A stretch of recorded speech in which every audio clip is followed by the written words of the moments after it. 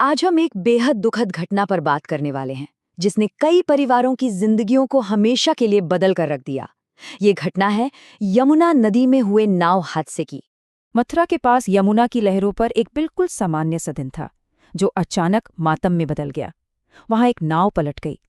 देखिए, ये सिर्फ एक दुर्घटना नहीं थी, बल्कि कई जिंदगियों का एक बहुत ही दुखद अंत था। जो शुरुआती खबरें आ रही हैं, उनके मुताबिक इस हादसे में करीब 10 लोगों को अपनी जान गंवानी पड़ी और कई लोग गंभीर रूप से घायल भी हुए। ये आंकड़ा ही अपने आप में इस त्रासदी की गंभीरता को बताता है। तो अब सबसे बड़ा सवाल यही उठता है कि आखिर ऐसा हुआ क्यों? शुरुआती जांच में हादसे की वजहों को लेकर क्या पता चला है, चलिए इसे समझने की कोशिश करते हैं।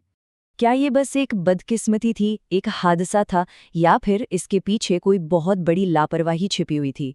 जांच की जो पहली रिपोर्ट आई है वो इसी सवाल की ओर इशारा करती है।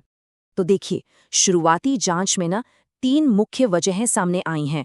पहली, ओवरलोडिंग, यानी नाव में उसकी क्षमता से कहीं ज्यादा लोग सवार थे। दूसरी, सुरक्षा के उपायों की भारी कमी। और तीसरी, नाव के रखरखाव यानी मेंटेनेंस में भी गंभीर लापरवाही बरती गई थी। और शायद सबसे ज्यादा चौंकाने वाली बात जो स्थानीय लोगों से पता चली, वो ये थी कि उनके अनुसार उस नाव में एक भी लाइफ जैकेट नहीं था। सोचिए, एक भी नहीं। ये तो सीधे सीधे सुरक्षा नियमों की घोर अनदेखी का मामला है। अच्छा, जैसे ही हादसे की खबर मिली, बचाव और राहत का काम फौरन शुरू हो गया। अब देखते हैं कि ये एक्शन कितना तेज था और कितना असरदार रहा। जैसे ही खबर पहुंची, बचाव दल बिना कोई देर किए तुरंत मौके पर पहुंच गए। उनका पहला और एकमात्र लक्ष्य यही था कि ज्यादा से ज्यादा लोगों को किसी भी तरह सुरक्षित बाहर निकाला जाए। और बचाव दलों की कोशिशों से कई लोगों की जान बच भी गई। उन्हें पानी से निकालकर फौरन पास के अस्पतालों में भर्ती कराया गया। लेकिन दुख की बात यह है कि हर किसी को बचाया नहीं जा सका।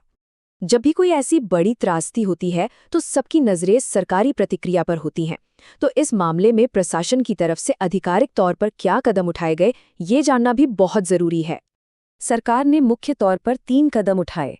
सबसे पहले, इस घटना पर गहरा दुख जताया गया। दूसरा, मामले की पूरी जांच के आदेश दिए गए ताकि पता चले कि आखिर दोषी कौन है। और तीसरा, जो लोग इस हादसे में मारे गए, उनके परिवारों के लिए मुआवजे का ऐलान किया गया। लेकिन इन सभी कार्रवाइयों और जांच के आदेशों के बाद भी एक सवाल है जो हम सबके मन में रह जाता है। एक ऐसा सवाल जो सीधे सीधे भविष्य की तरफ इशारा करता है। अब सबसे बड़ा सवाल, क्या इस हादसे को टाला जा सकता था? जब हम ओवरलोडिंग और लाइफ जैकेट की गैर मौजूदगी जैसी बातें सुनते हैं, तो जवाब कहीं ना कहीं हाँ में ही मिलता है।